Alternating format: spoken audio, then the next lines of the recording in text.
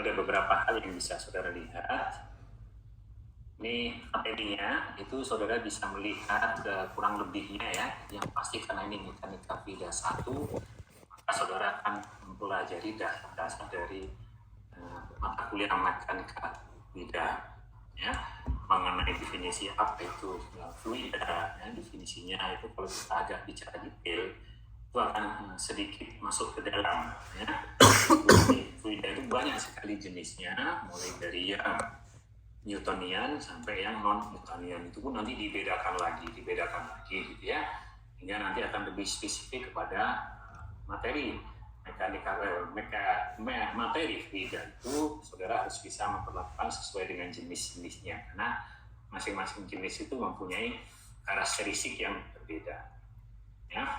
Setelah kita masuki konsep-konsep itu, kita akan masuk ke dalam hal yang dasar lagi yang disebut dengan fluida statis, yang nanti itu akan juga ada definisi tersendiri mengenai fluida statis, bukan sesuatu yang diam atau sesuatu yang bergerak, itu dinamakan fluida statis atau dinamis, tetapi meskipun ada yang bergerak gitu ya, tetapi mempunyai definisi dan ciri-ciri khusus, maka dia bisa dikategorikan sebagai suatu fluida yang statis. Kemudian baru kita bicara yang di bab 3 istilahnya, slide yang selanjutnya itu kita membahas hukum-hukum apa saja ya, ataupun pendekatan mana saja yang diperlukan untuk mempelajari tentang fluida itu sendiri ya, dan seterusnya sebentar, ini ada teman masuk.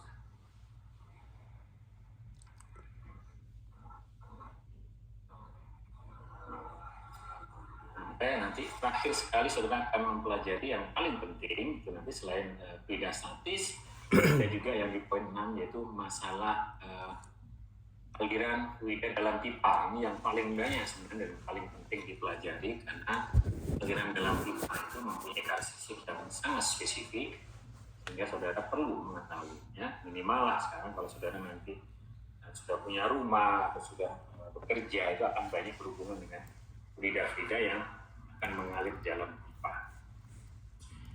Ini kalau saya lihat, saya ambilkan dari buku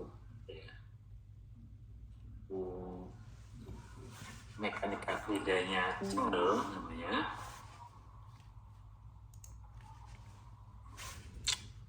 Nanti saudara akan melihat isi daripada buku itu ya. Yang pertama seperti yang saya sampaikan, introduction, terus ciri-ciri dari fluida, properti sifat-sifatnya, kemudian tekanan dan fluida statis, kemudian ini adalah hal yang juga berpengaruh dalam arti gerakan-gerakan fluida.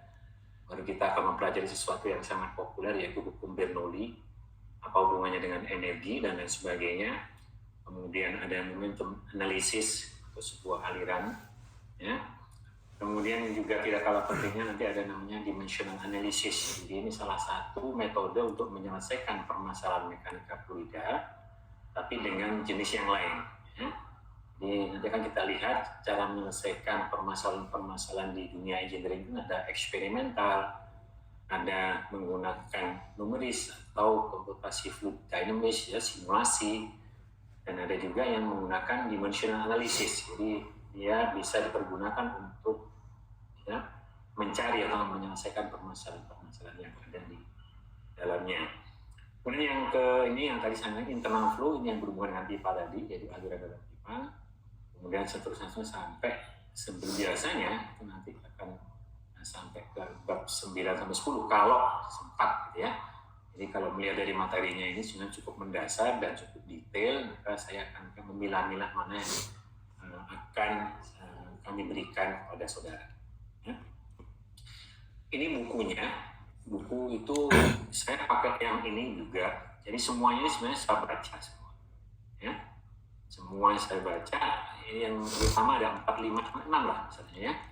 Jadi ada Fox, McDonald, ada Frank M. White. Ini dulu waktu zaman saya masih kuliah ini sudah ada terjemahannya. Mekanika fluida M. White gitu ya. Tapi saya tidak tahu sekarang masih ada apa enggak. Tapi justru yang dalam edisi bahasa Inggris itu ada yang sudah edisi yang ke-8. Ya. Kemudian ada Count Outline Series, ini biasanya banyak berisi soal-soal, ya, sama isinya mekanika fluida 1 ada di sini. Kemudian ada juga Porter juga fluid mekanik akhir tahun 2010 ini edisi keempat gitu. Dan yang banyak nanti akan kita gunakan yang ini, yang Yunus Cengel ini banyak sekali. Ini adalah salah satu buku yang terbaik karena dia menjelaskannya runtut dari awal.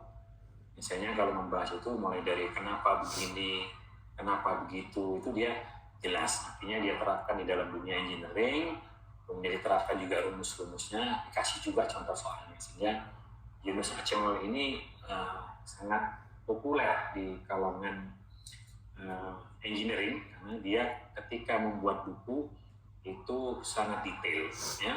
Ini dia juga mengarang buku mekanika fluida juga termodinamika dan juga perpindahan panas ya. Ada lagi mengenai energi dan lain sebagainya. Tapi ini kemudian yang terakhir adalah Munson, ini juga banyak dipakai juga. Jadi ketika satu buku itu tidak menjelaskan sesuatu yang lebih detail, di buku lainnya akan kita baca.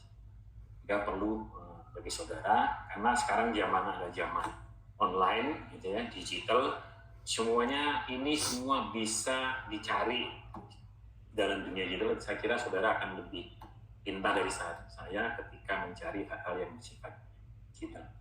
Ini contoh bukunya.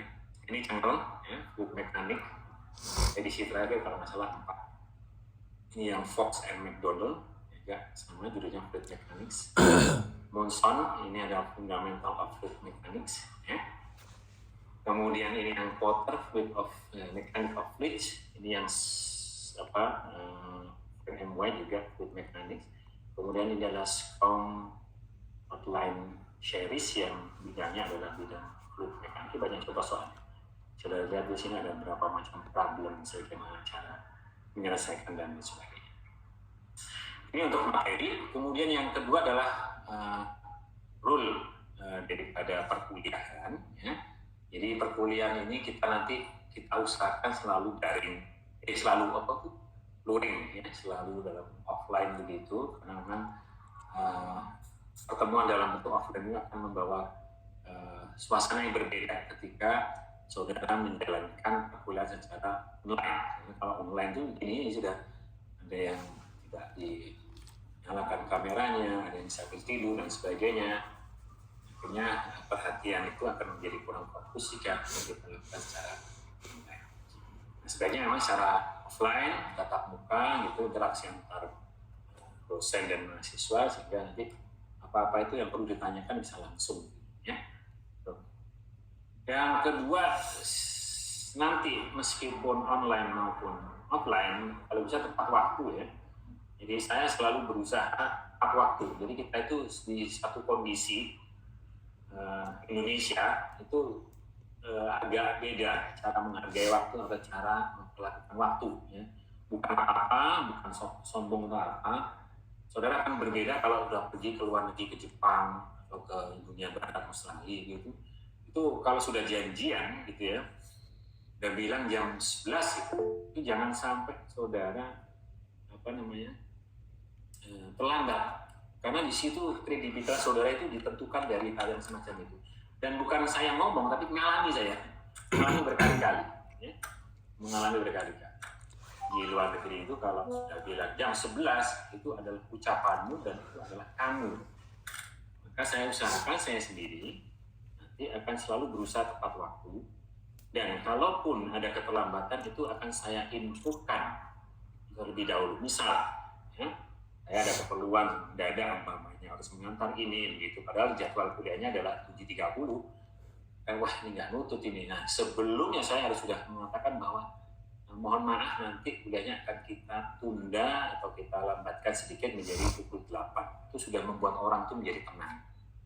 Tapi kalau ketika kita disuruh menunggu tanpa ada kepastian, itu adalah sesuatu yang tidak mengenakan. Saudara sendiri juga akan mengenakan. Ya. Jadi saya kira nanti keterlambatan 15 menit kalau bisa, jangan sampai ada yang terlambat. Gitu ya. Karena kalau nanti yang offline, nanti ya akan tidak diperbolehkan masuk. Kemudian presensi itu akan dilakukan di akhir kuliah. Dan kita akan panggil satu-satu. Jadi tidak ada mahasiswa yang kemudian mengatakan, Pak, saya masuk Pak hari ini, padahal waktu itu sudah dipresensi secara luring, ya, satu persatu. Kalau saudara kemudian ada halangan, sakit, ada keperluan keluarga, ada keperluan apa mendadak, itu boleh tidak masuk asalkan memberitahu sebelum. Ingat ya, sebelum kuliah. Bisa 1 hari, bisa beberapa jam sebelumnya, Pak, saya tidak bisa hadir karena ini. Saya ada grup, saudara sudah tahu nomor WA saya, silahkan di WA di situ ada halaman.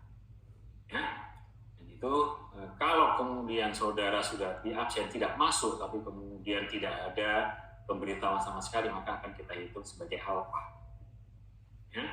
Dan kalau sudah saudara, ini banyak sekali kasus dari tahun ke tahun, dari satu semester ke semester lain, mahasiswa itu terkena presensi.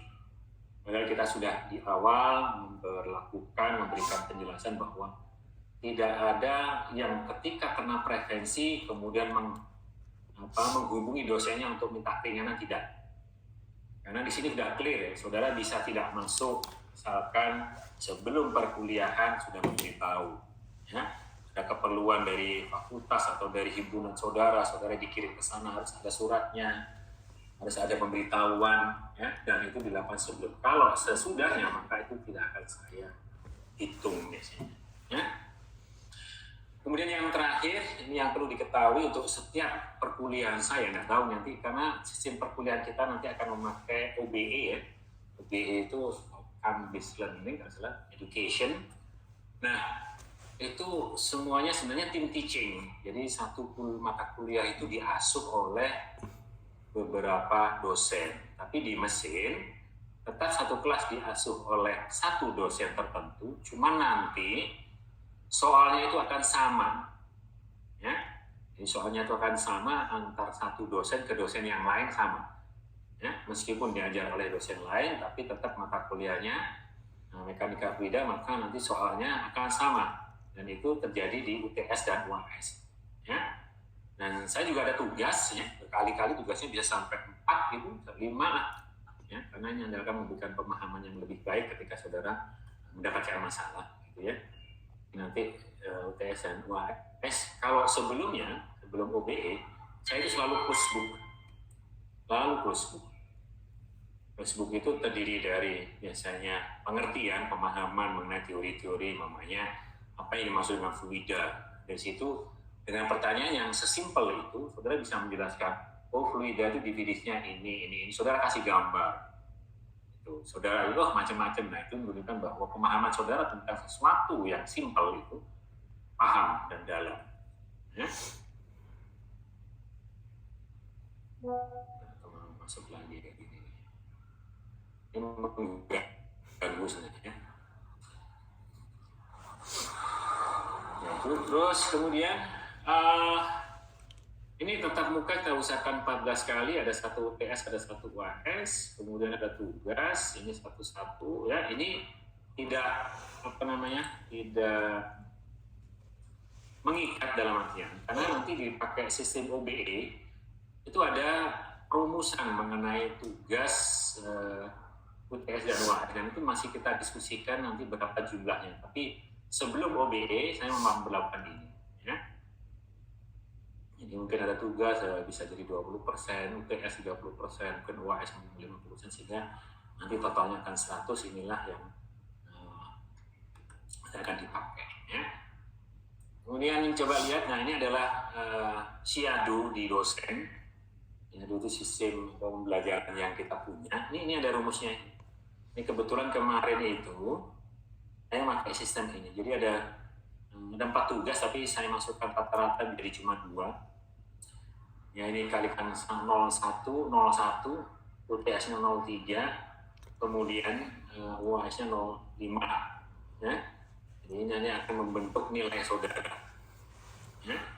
Akan membentuk nilai saudara tergantung kepada tugas, tergantung kepada UTS, dan tergantung kepada UAS, dan juga tergantung kepada kehadiran atau absensi. Jika saudara memang absensinya kurang, maka saudara tidak akan bisa mengikuti ujian, ya. Karena itu perlu diperhatikan untuk yang ini. Oke, dari ini semua kira-kira ada yang perlu ditanyakan? Saya yakin ada, ya, di sisi perkuliahan. Monggo kalau ada yang mau ditanyakan.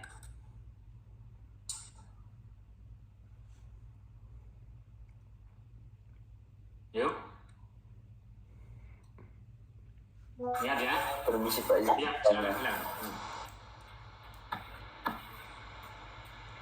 Untuk persentase penilaian tadi kan berdasarkan UTS, tugas sama UAS. Ya. Nah itu untuk presensinya apakah ada persentase juga Pak? Jadi misal anak yang jarang untuk masuk perkuliahan, apakah pengaruh ke nilai juga atau tidak? Terima kasih Pak.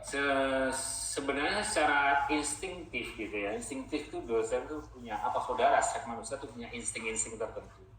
Nah itu pernah ngajar satu kelas itu yang masuk itu selalu 4 orang, 5 orang dari sekitar 20. Dia datang lebih awal, gitu kelihatan jika ada bertanya. Ini mau nggak mau ini akan menjadi catatan tersendiri, tapi tidak saya masukkan di situ. Dan itu akan berpengaruh ketika saya akan membentuk nilai, misal gitu. Tapi saya tidak ungkapkan di sini. Nah, misal namanya saudara tugasnya jelek, UTS-nya jelek, ya, ini kok rajin masuk ya. Tapi nggak saya ungkapkan di sini. Itu bisa-bisa nilainya itu berubah.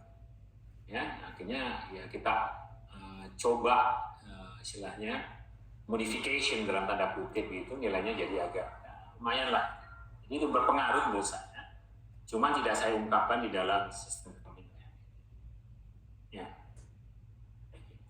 Oke, terima kasih. Bagus Pak. Baik Pak, terima kasih. Anunya habis ya. Bentar ya. Permisi Pak, perkenalkan nama saya Muhammad Mumtaz Pak. Untuk rekomendasi bukunya itu ada yang bahasa Indonesia nggak Pak?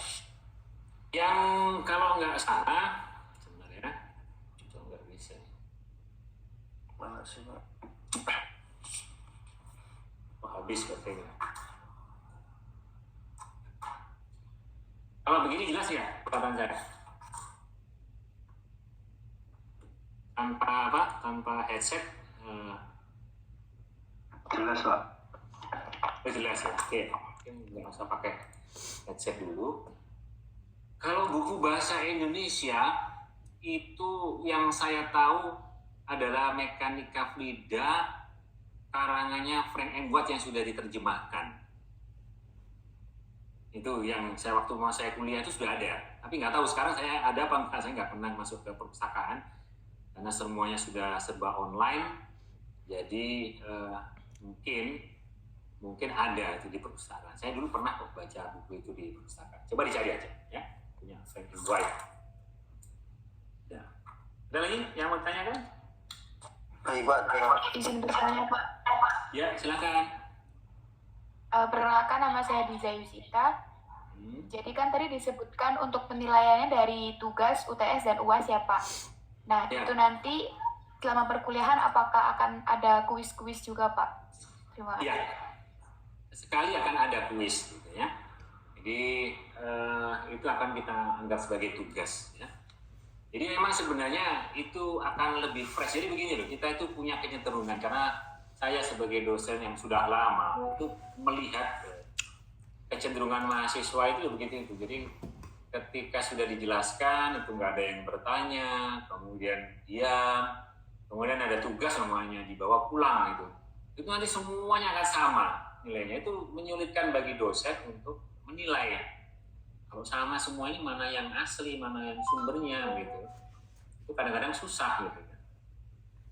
Itu kadang-kadang akan saya kasih kuis 1 atau mungkin atau 2 lah mungkin. Jadi tugasnya nanti mungkin bisa jadi cuma 2 atau 3, itu tergantung kondisi. Dan itu semua nanti komponen itu akan saya masukkan di dalam kuis. Itu bisa jadi tugas gitu kalau dalam perhitungan yang ya. Jadi sekarang agak lebih detail ya. Jadi dengan memakai sistem UBE itu lebih baik bagi saudara karena ada sedikit transparansi ya, tugasnya mengerjakan agak hasil nilainya itu semuanya difoto dan diberikan pada sistem. Sehingga kalau dulu zaman dosen-dosen zaman dulu pokoknya nilai itu ada nilai akhir, pokoknya saudara ngerjakan tugas atau enggak, UTS apa-apa terakhir dikoreksi tiba-tiba keluar angka A atau B.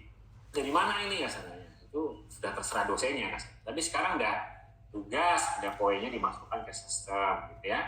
Ada UTS itu dikoreksi dimasukkan ke sistem. Kemudian ada UAS. Jadi semuanya agak detail. Sehingga kalau saudara kemudian berprotes gitu ya, Pak nilai saya kok begini, teman saya kok begini, itu udah ada semua rekapannya, nanti akan dilihat. Dan jangan kaget, ini seringkali nih, banyak sekali yang protes, itu kemudian saya tunjukkan nilai aslinya. Gimana ya? Jadi dosen itu sebenarnya punya standar, jadi pemahaman tentang satu materi itu dosen itu sudah paham lah, misalnya, oh anak ini ngerti apa enggak.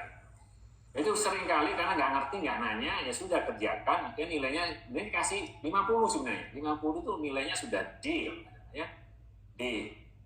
Terus begitu, tapi karena dosennya kasihan, itu di-upgrade. Supaya nilainya masuk ke dalam distribusi normal. Tahu distribusi normal nggak? Jadi ada yang A, ada yang B, ada yang C, ada yang D. Jadi protes itu sebenarnya saudara mau membuka aibnya sebenarnya. Karena nanti nilai saudara akan ketahuan dengan jelas di situ malah. Saudara sebenarnya dapat 50, tapi sudah dapat C plus itu kan harusnya kan sudah baik ya. Mahasiswa sekarang kan saya dapat C plus itu kadang. Ya nggak apa-apa, nanti coba lihat aja. Kalau yang ada yang istilahnya mau lihat hasilnya, ya akan kita tunjukkan. Ini ya. Oke, bagus, saya suka ini, sudah banyak yang tanya. Nanti mohon di kelas juga kan begitu gitu ya. Jadi karena pembelajaran itu ya saling interaksi gitu, saling ngerti nanya. Itu lebih baik daripada saudara diam, bawa pulang, besoknya lagi diam, tapi nggak tahu tapi numpuk gitu. Tiba-tiba sedikit permasalahan yang paling sederhana boleh ditanyakan. Saya nggak akan menghambat saudara untuk bertanya. Bagus kalau ada. Sudah ada 3 bagus ini. Kelas ini sudah mulai terbentuk, mungkin agak lebih baik gitu ya daripada yang sebelum-sebelumnya. Oke, ada lagi yang tanyakan?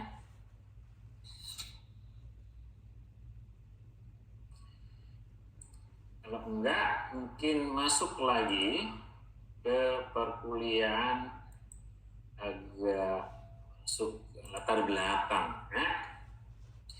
Jadi biasanya di luar negeri itu biasanya ada namanya motivasi. Kenapa sih saudara mempelajari motifnya itu apa gitu? Kenapa gitu ya? Motifnya apa? Kenapa?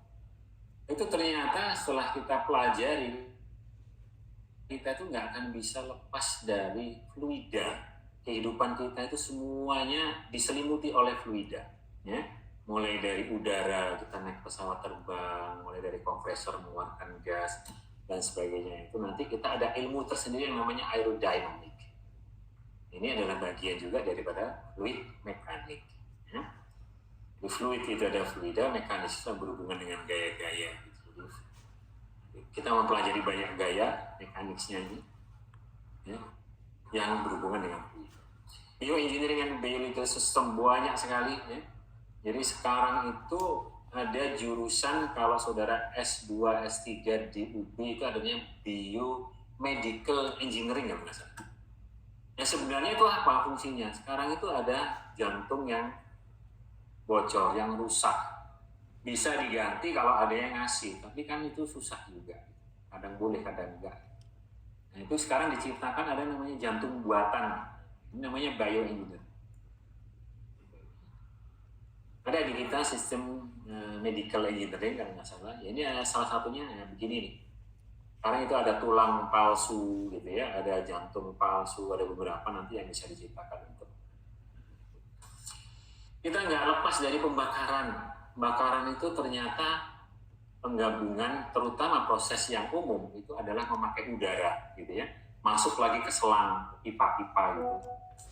Combustion ini hampir 80% kebutuhan energi kita sekarang ini masih disuplai dari proses pembakaran. Jadi, saudara pakai komputer seperti saya ini, pakai lampu, itu sebenarnya dari PLTU, Pusat Listrik Tenaga Uap. Pusat Listrik Tenaga Uap itu adalah air dididihkan ya, dengan menggunakan bahan bakar fosil. Ya. Itu nantilah yang disebut dengan combustion. Belum jadi transportasi, saudara datang ke UB, datang kemana gitu menggunakan kendaraan bermotor, itu semuanya ada proses pembakarannya. Combustion hampir sama dengan energy generation, ada geologi, ini biasanya lava-lava gunung-gunung itu juga masuk ke dalam satu fluida. Ada hidrolik, yang saudara kenal mungkin adalah hidrolik gitu ya. Hidrolik itu apa gitu ya, yang berhubungan dengan air sebenarnya. Contoh kemarin dari dongkrak gitu ya, gate itu, mobil itu kan semuanya memakai sistem-sistem mekanika fluida.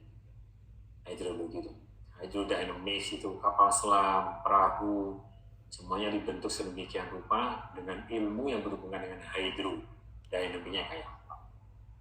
Meteorologi tidak kalah pentingnya, ini berhubungan dengan cuaca ya, di mana di situ ada awan, di mana ada gerakan daripada udara dan lain sebagainya, semua dipelajari.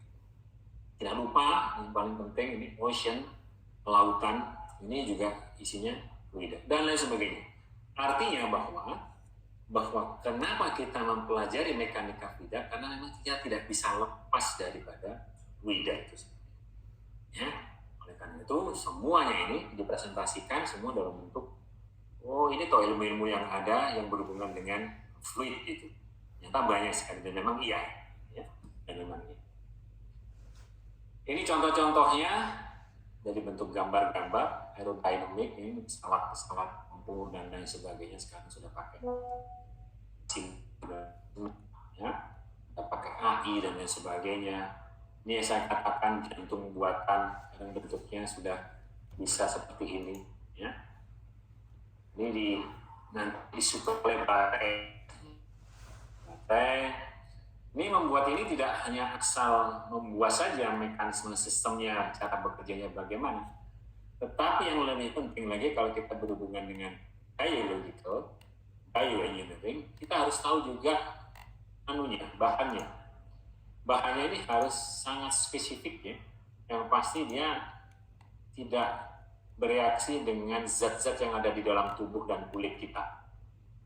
Jadi mungkin ini bentuknya bisa titanium, bisa stainless steel, pokoknya yang ringan dan lain sebagainya. Pokoknya dia tidak berkarat dan bereaksi. Itu di mesin juga sebenarnya ilmu itu, ilmu bahan. Ini perlu. Ini adalah jantung buatan. Ini disuplai oleh baterai. Ya. Cuma yang saya ingat kalau disuplai oleh baterai, biasanya denyutnya itu konstan biasanya.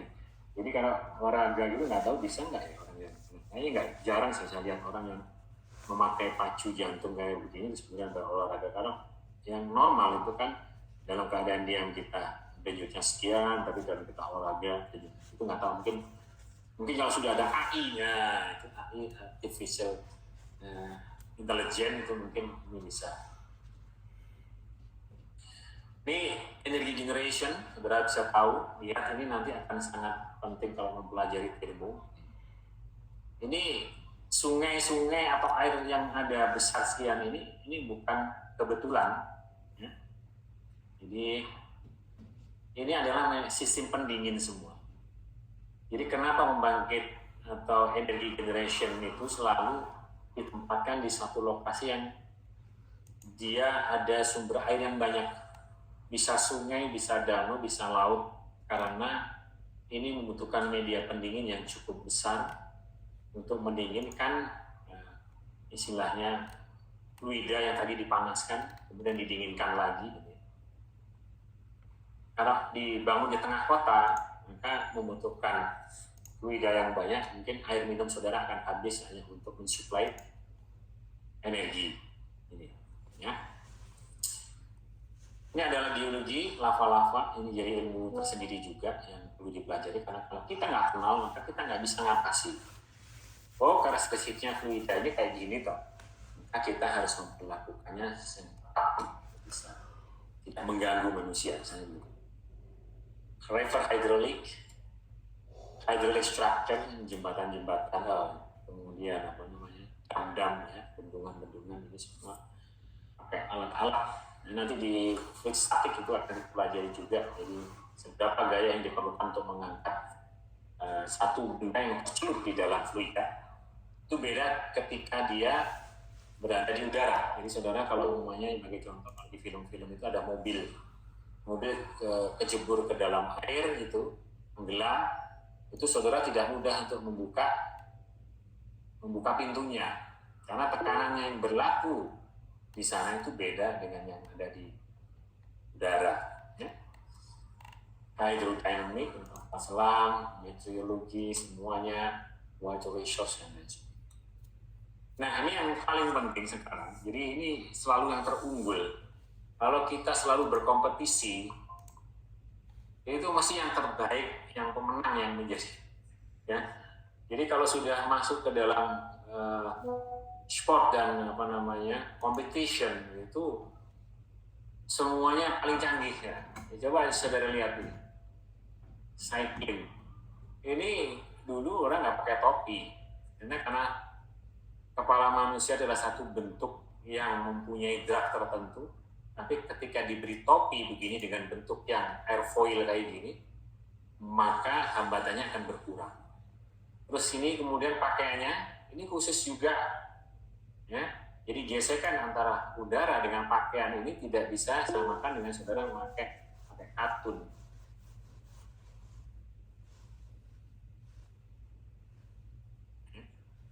Jadi kalau sudah pakai kompetisi, coba lihat kemudian sepedanya dibuat seringan mungkin dengan aerodinamis sebaik mungkin, dengan gesekan yang sebaik mungkin. Kenapa juga saya baru tahu juga sepeda sekarang kok jerujinya untuk kompetisi kok seperti ini ya, dan lain sebagainya. Ini ternyata semuanya mempengaruhi drag yang terjadi. Begitu juga dengan F1 ini, bentuk spoilernya, bentuk bannya dan lain sebagainya, semuanya dihitung ya. Dan juga untuk ini ya. Jadi kalau sudah masuk ke sport dan competition itu teknologinya adalah yang paling canggih. Ini adalah ya, apa? Mohon maaf sebelumnya, apakah Bapak sekarang sedang presentasi menggunakan slide Pak, dikarenakan di layar saya tidak ada share screen-nya Pak. Oh gitu? Oke. Terima kasih Pak.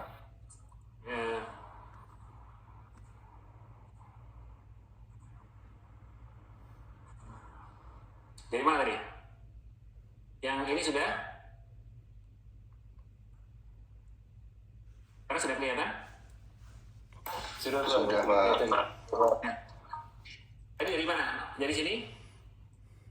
Ini aerodynamic, kemudian yang ini adalah bioengineering, ini ada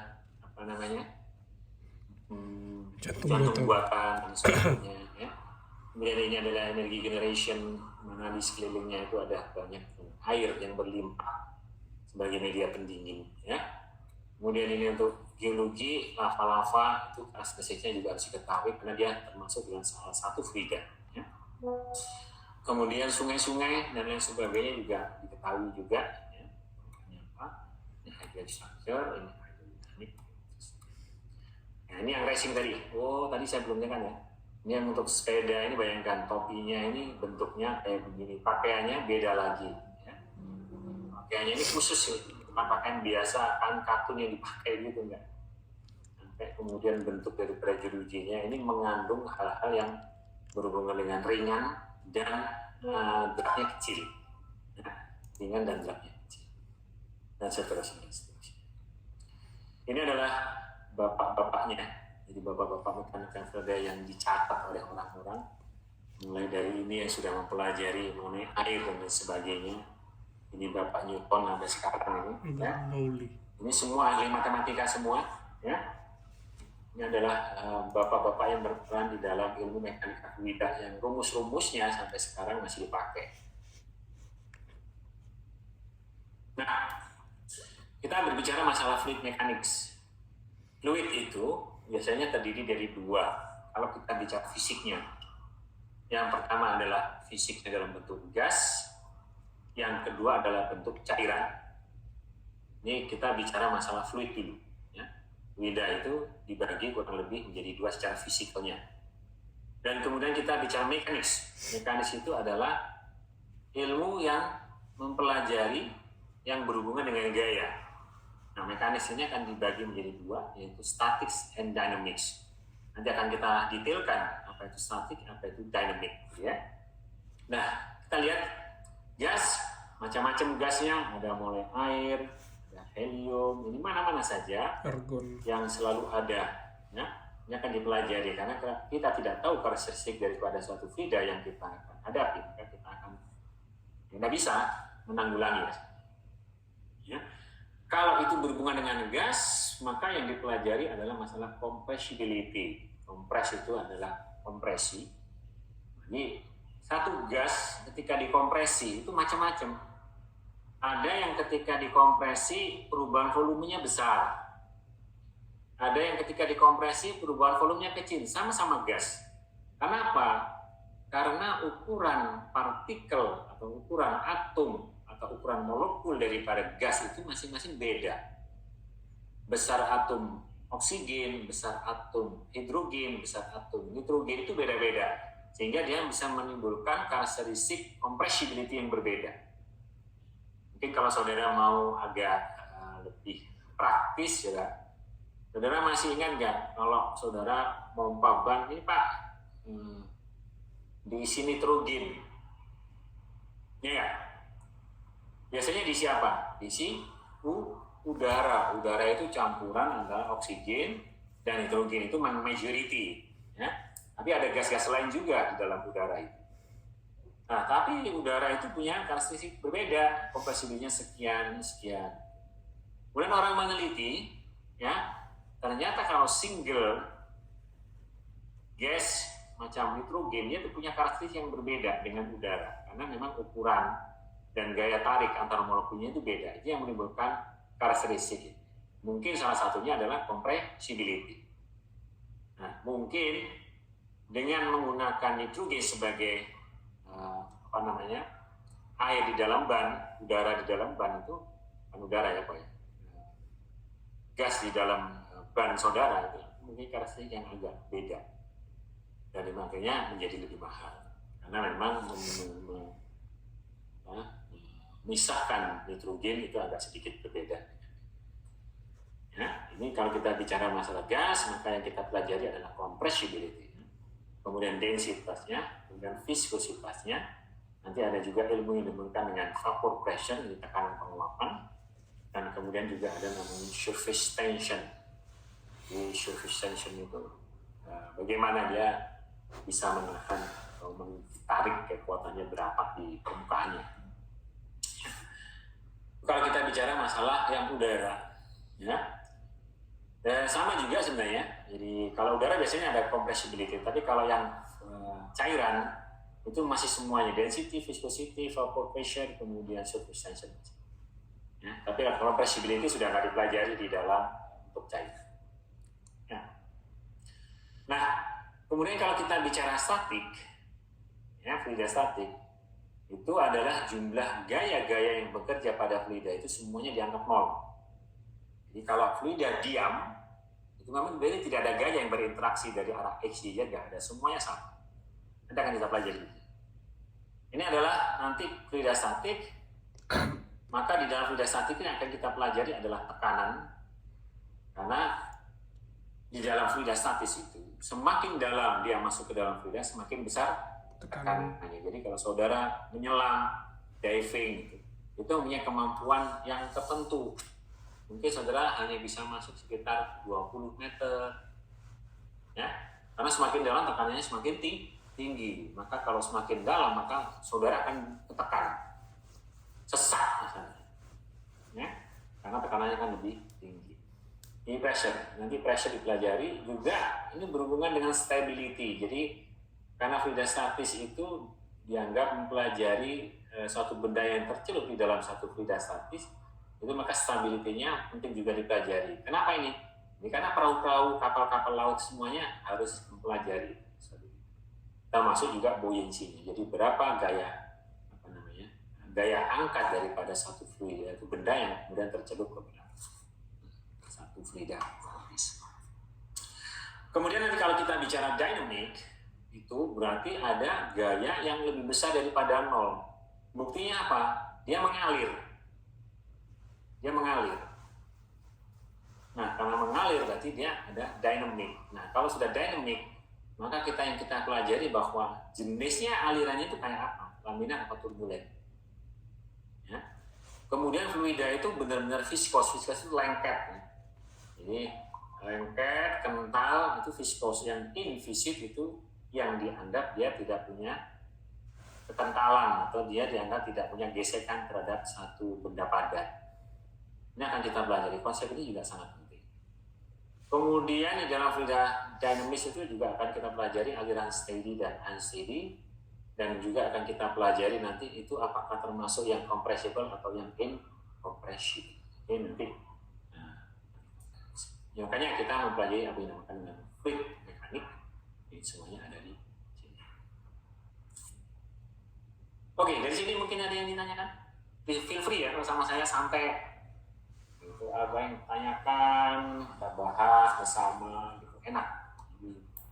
Enak juga. Ya. Perkenalkan, saya dari Kemendagri. Saya punya pertanyaan Pak. Itu kan ada yang namanya laminar atau turbulent flow dan sama ada steady dan unsteady Pak. Ya. Untuk secara pengertian kan artinya hampir sama ya Pak. Kalau laminar itu statis ya, secara visual dia tidak bergerak dalam waktu.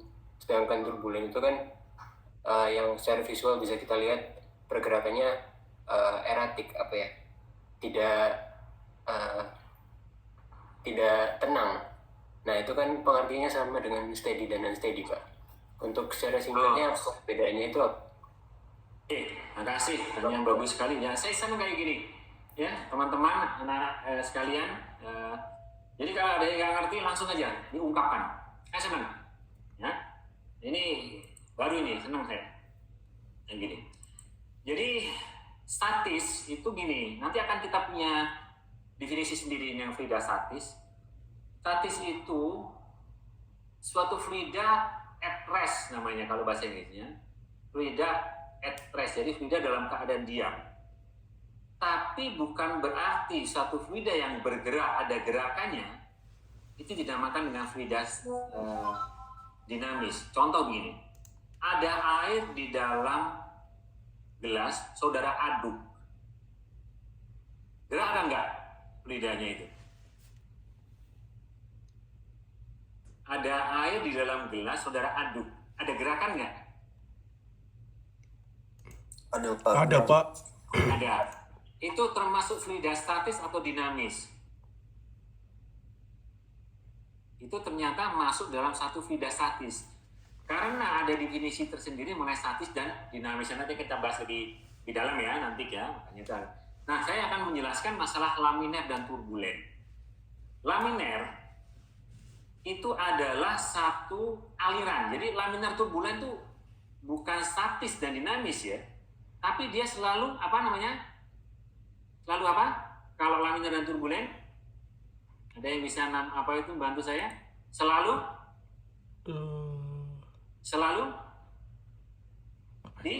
dinamis. Karena laminar dan turbulen itu diperlakukan untuk satu fluida yang mengalir, bukan satu fluida yang diam. Jadi kalau fluida diam itu tidak ada laminar turbulen. Tapi yang ada adalah fluida yang mengalir. Nah, mengalir ini tergantung bentuk pada alirannya itu, tergantung pada banyak hal. Ya. Kalau alir pipanya itu misalkan ya, halus sekali gitu ya. Akhirnya fluidanya seragam. Kemudian profil kecepatannya itu hampir kayak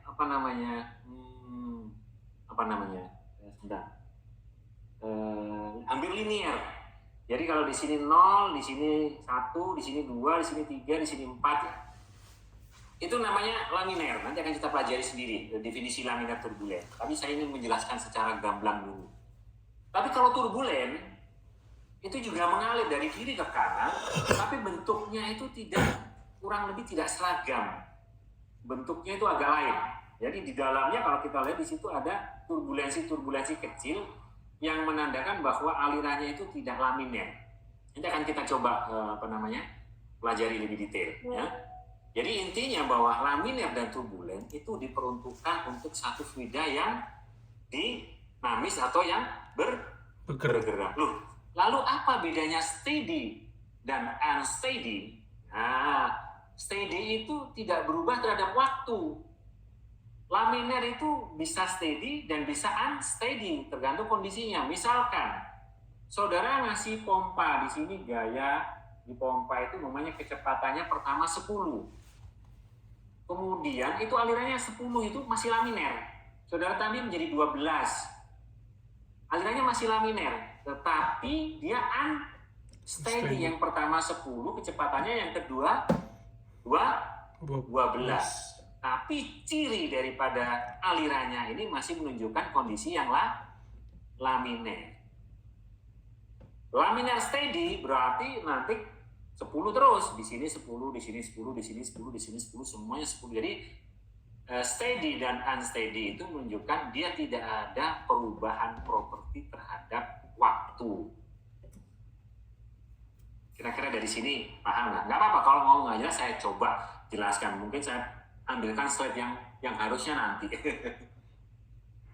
Gimana? Permisi Pak. Bisa bayangkan nggak? Jadi laminer itu kondisi ya, nanti akan kita ada ciri-cirinya. Kondisinya, bentuk alirannya kayak apa, kecepatannya berapa, itu nanti akan kita pelajari. Steady dan unsteady itu adalah berhubungan dengan waktu. Ya? Nanti ada sedikit, tadi saya bilang kan bahwa aliran ini bisa laminer, bentuknya laminer, kecepatannya masih laminer. Tapi karena awalnya itu 10, kemudian saudara tambahin menjadi 12, berarti kondisinya adalah tidak steady atau unsteady. Tapi masih laminer.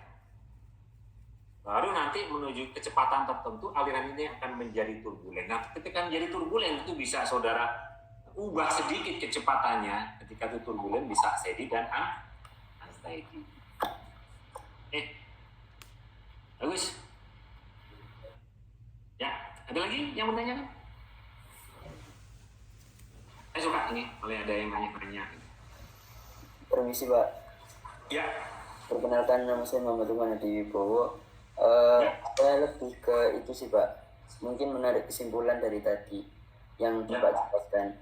Yang laminer itu apakah fluida yang teratur, terus yang turbulen itu yang tidak teratur atau acak, dan mungkin kata lainnya itu yang laminer itu teratur terus turbulen itu chaos, karena kan nanti mungkin laminer itu mempunyai kecepatan tertentu, terus akhirnya bisa turbulen yang mungkin itu kecepatannya acak, terus berhubungan dengan waktu. Misal laminer juga bisa steady atau unsteady tergantung fluid. Kecepatan. Ya, kecepatan dan kondisi anunya ya. Ya. Oke, bagus. Jadi gini, kalau begini saya ini harus lompat kepada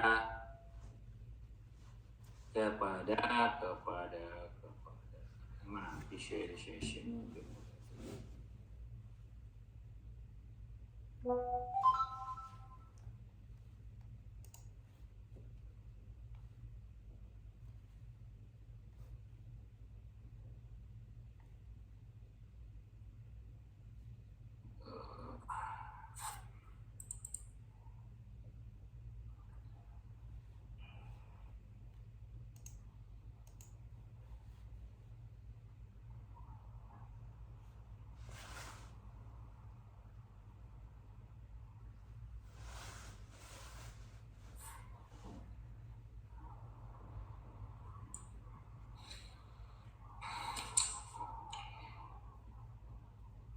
Ini jadi gini, laminer itu jadi gini, saya ini menjelaskan kayak apa ya.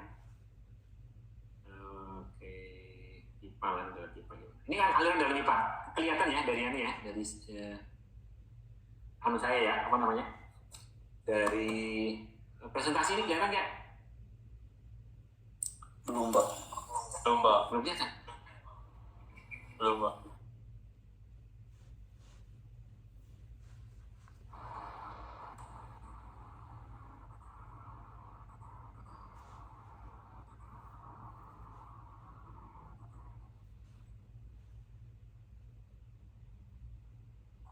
Nah, ini kelihatan ya kalau ini, betul ya? kelihatan Pak. Ini adalah pipa. Ini pipa ya. Kemudian laminar turbulen. Laminar turbulen itu saya carikan lagi. Gimana saya bisa dapatkan laminar turbulen? Ini aja deh.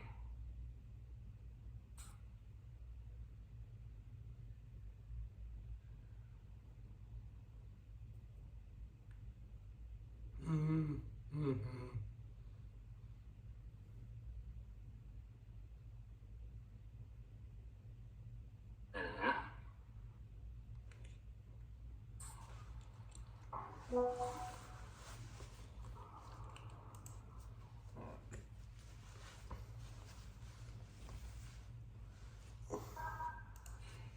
ini agak advance sedikit nggak apa-apa. Jadi apa itu suatu aliran, ya? Saudara lihat, kelihatan ya ini ya? Ini suatu aliran di dalam pipa. Ini pipa, batas-batas pipa. Kemudian NR ini menunjukkan angka Reynolds. Angka Reynolds tahu nggak kira-kira? Angka Reynolds itu adalah ada rumusnya sebenarnya. Akan dicoba. Nah, laminar itu bentuknya kayak gini, hampir seragam. Ya. Cuman yang di sini turbulen. Apa ya? Makanya kalau yang offline saya bisa gambar. Ini bisa gambar juga sebenarnya sih. Coba sih gambar gimana ya.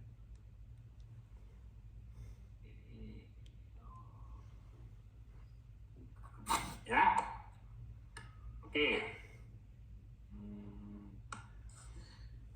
Ini laminar ya. Laminar ini di sini ini 0. Ini artinya nempel di dinding di sini. Ini 0 ya. Atau di sini. Ini kecepatan fluida itu nempel. Berarti kalau nempel dia tidak mempunyai kecepatan di dinding artinya dia nempel.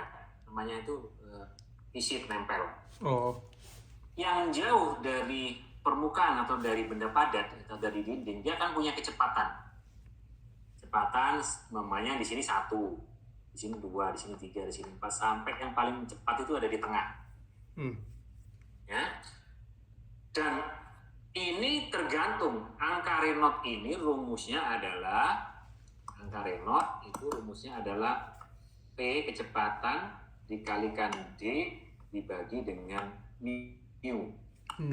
Jadi ini kecepatan daripada fluida dibagi dengan diameternya, dikalikan diameternya ini. Kemudian dibagi dengan mu itu adalah viskositas dinamis daripada fluida yang mengalir. Gabungan rumus itu akan menghasilkan angka Reynolds. Ya. Jadi gabungan dari rumus ini VD per mu ini akan menghasilkan yang disebut dengan angka Reynolds. Nah, angka Reynolds di bawah 2000 atau ada yang buku mengatakan 2300 ini disebut laminar. Ini kita bicara aliran dalam pipa. Tapi kalau kemudian itu di atas 4000 ini disebut turbulen. Berhubungan dengan sini. Ya? Nah, jadi kalau aliran di dalam pipa dengan kecepatan kurang dari 2000 itu ternyata kalau diamati profilnya itu yang malah yang paling depan ini. Bentuknya lancip dengan keseragaman yang corresponding terhadap jarak. Jadi kalau di sini 0, di sini 1, di sini 2, 3, 4, 5 sampai yang paling cepat. Agak linier. Bentuknya lancip. Ini kalau diamati bentuknya kurang lebih kayak begini nih, lurus-lurus gini. Tapi kalau turbulen, kenapa kemudian bentuknya seperti topi, seperti ini? Ternyata aliran yang ada di dalam itu berusaha keluar, begini. Keluar, mendekati dinding, sehingga bentuknya menjadi agak kayak top. Dan ini salah satu dicirikan dengan adanya angka Reynolds, yaitu laminar dan turbulen. Jadi kalau ada aliran dalam pipa, umumnya besarnya 10.000, ini kira-kira laminar apa turbulen? turbulen. Turbulen. Turbulen. Nah, kalau kamu lihat di dalamnya, itu mungkin di dalamnya agak begini, berputar-putar di tengahnya ini, tapi nggak kelihatan. Saking cepatnya. Nah, ini laminar dan turbulen. Jadi sifat daripada aliran itu bisa dikategorikan hanya dua, laminar dan turbulen. Dari sini paham apa enggak? Kurang lebih. Nanti saya coba gabungkan lagi. Paham ya? Oke, anggaplah dari angka Reynolds-nya. Nah, kondisi ini kalau umpamanya saudara kasih gaya lah. Pompa itu kan punya daya ya. Yang umpamanya 10 kW. Terus gitu. Maka di sini akan, kalau di sini laminar terus, kalau di sini ya turbulen Terus. Artinya kalau umpamanya tidak ada perubahan apa-apa, kecepatannya sama terus, maka aliran itu dinamakan aliran laminar atau turbulen. Terus kemudian tidak ada perubahan, maka disebut dengan steady. Artinya tidak berubah kecepatannya. Loh, kalau yang unsteady gimana Pak? Berarti ya bisa berubah-ubah. Di sini kecepatannya umpamanya 10, nanti 2 menit lagi saudara tambah menjadi 12, maka bentuknya juga akan berubah. Maka aliran yang mempunyai properti yang berubah terhadap waktu dinamakan dengan unsteady. Jadi laminar turbulen itu untuk fluida yang mengalir, ya, perlu dicatat.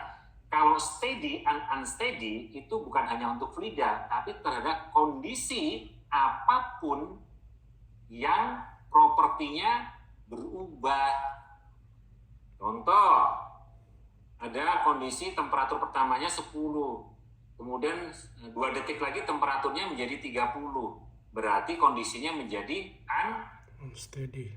unsteady.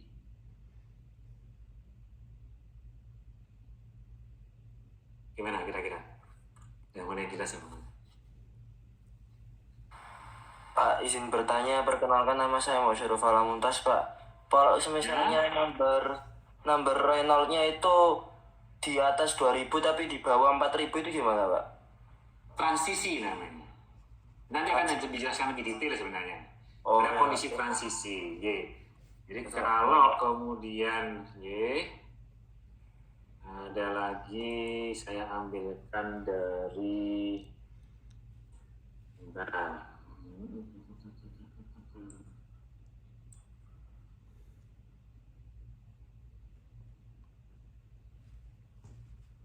ini mekanika fluida 2 sebenarnya. Agak beda dengan fluida 1.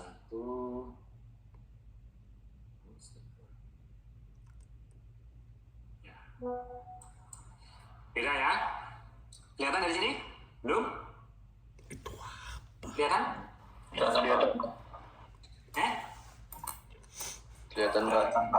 Kelihatan, Pak.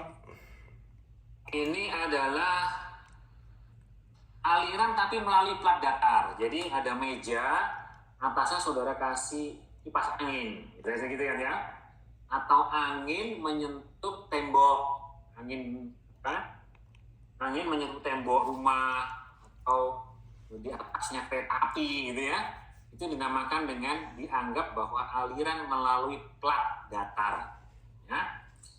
Nah, plat datar ini kalau belum ada benda padatnya, maka angin itu kecepatannya di tiap titik sama. Di posisi 1 meter sama, di posisi 2 meter sama, kecepatannya 10. Tapi ketika dia mulai menyentuh benda padat, entah itu atap rumah, tembok rumah, di atasnya kereta api atau di atasnya mobil, maka yang menyentuh benda padat itu yang nempel di dinding kecepatannya 0. Yang jauh dari dinding dia mulai ada kecepatan. Yang semakin dekat ke dinding semakin lambat mendekati 0. Yang semakin jauh dari dinding itu mempunyai kecepatan yang sama sebelum dia menyentuh benda padat yang disebut dengan aliran bebas. Loh, tanda biru ini apa nih Pak? ini yang nanti akan kita pelajari yang namanya lapisan batas. Lapisan batas itu adalah suatu lapisan di mana kecepatan fluidanya itu kurang dari kecepatan aliran bebas karena dipengaruhi oleh gesekan. Awal terbentuknya aliran itu biasanya laminer.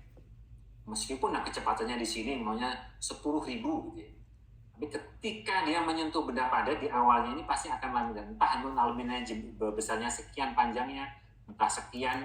Ya ini kan X ya, 0, dari X sama dengan 0 sampai X sampai serah berapa panjang dari datanya. Awalnya masih laminer. Nah, ciri laminer itu tadi dicirikan dengan bentuk atau dengan profil satu fluida yang agak seragam. Agak seragam.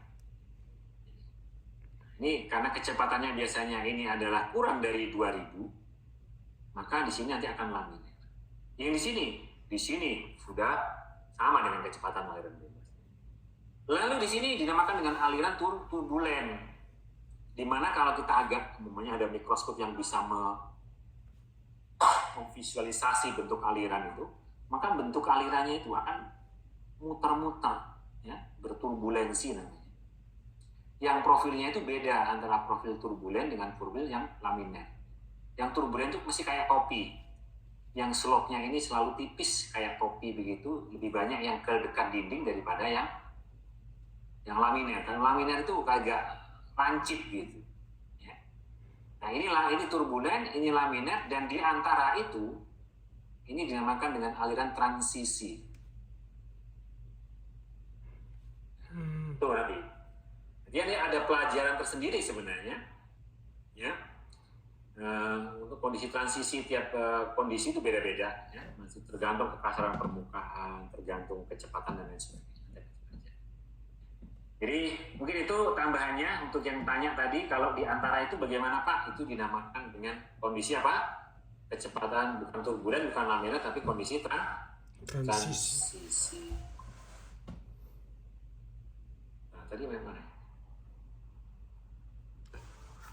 Oke, tadi sampai ini. Ya. Oke, berkembang tadi ya. Nah, ini adalah metode untuk menyelesaikan permasalahan-permasalahan di mekanika fluida. Yang paling valid itu sebenarnya adalah menggunakan eksperimental. Ya, eksperimental fluid dynamics. Eksperimental itu apa? Saudara melakukan percobaan. Umpamanya, saudara membuat pin tunnel. Saudara memasang objeknya. Saudara memasang sensornya.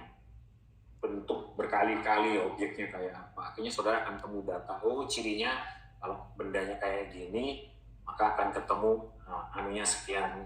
Itu namanya eksperimental. Cuman eksperimental itu valid, cuman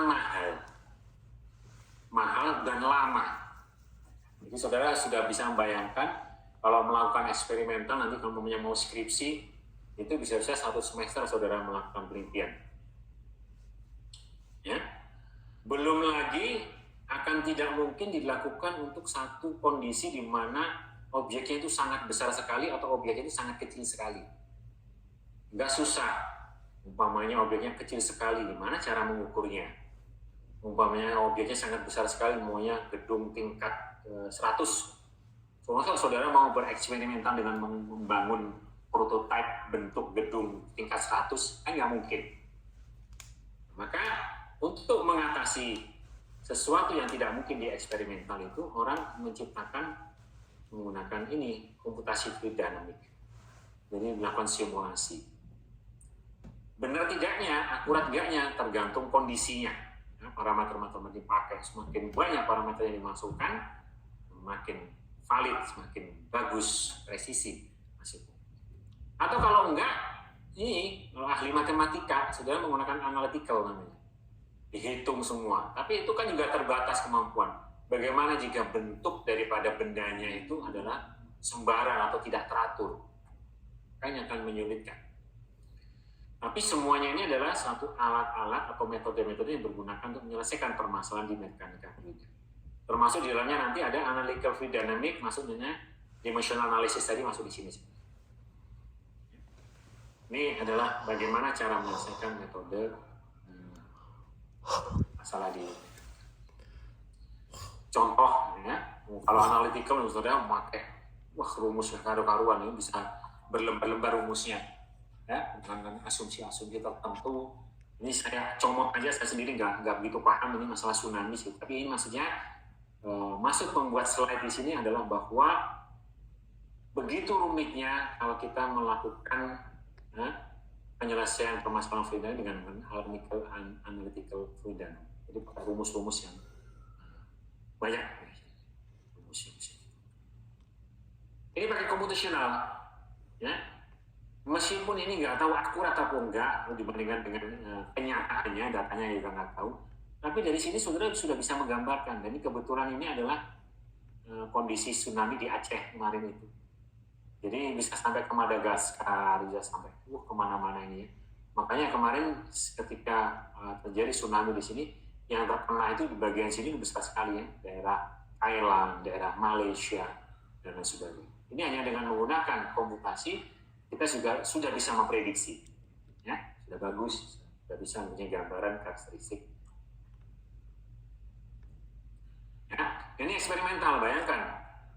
Saudara kalau melakukan penelitian mekanika fluida, saudara harus membuat satu rumah, gedung lab, yang kemudian saudara harus bangun fisiknya, ya, harus ada semennya, harus macam-macam bangun, baru dapat data. Ya. Ini sama-sama mau mempelajari tsunami, ini mempelajari tsunami sebenarnya. Tapi satunya menggunakan analytical, ya, dengan menggunakan konsep-konsep, ya, hitungan matematik, ada yang menggunakan komputasi dan ada yang menggunakan eksperimen.